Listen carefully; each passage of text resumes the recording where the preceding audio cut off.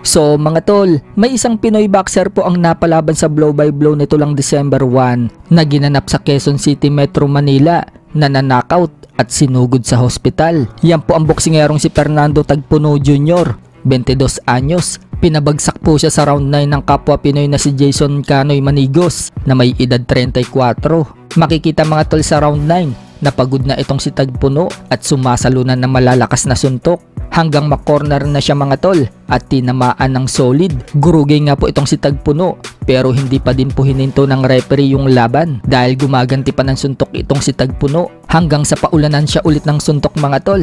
Napaatras itong si Tagpuno at hinabol ni Jason Canoy at doon na po nasapul ng kanan kaya tuluyang bumagsak na itong si Tagpuno. Hindi na nga po siya nakabangon mga tol at isinakay na lang sa stretcher para dalhin sa hospital. Maririnig nga po sa kumukuha ng video mga tol na binabanggit nito ang referee.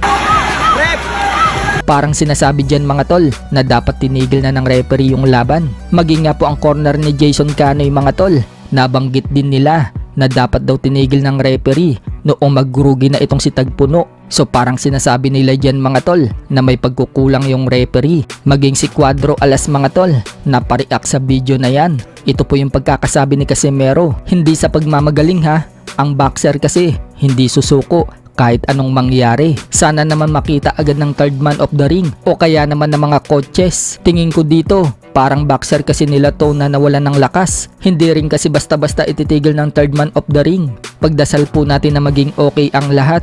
Salute sa lahat ng mandirigma. Opinion ko lang po yan. Pero yung nagbibideo, alam na niya yung mangyayari, di ba? Tinatawag niya yung referee sa video. Pero yun nga, sumusuntok pa kasi itong boxer. So anong masasabi nyo dyan mga tol? Nalaman nga po natin mga tol na mukhang okay naman itong si Tagpuno at palabas na daw ito ng hospital. Yun nga lang mga tol, medyo namumroblema sila sa hospital bill. Umabot daw kasi ng 100,000 mahigit yung bill nila. Kaya nananawagan ngayon ang Team Tagpuno na humihingi sila ng financial support. Sa kabilang banda naman mga tol, nagkita na nga po kahapon ng Pinoy middleweight prospect na si Wiljon Mindoro at makakalaban niya ngayong December 6 na si Australian Joel Camilleri. Makikita mga tol na mas matangkad po si Mindoro pero malaki po yung pangangatawan nitong kalaban. Kasabay nga po niyan mga tol ang public workout nila kahapon. Nagpakita nga po na malalakas na suntok si Mindoro. Habang ganun din itong si Camilleri, pinakita din niya ang malalakas na suntok.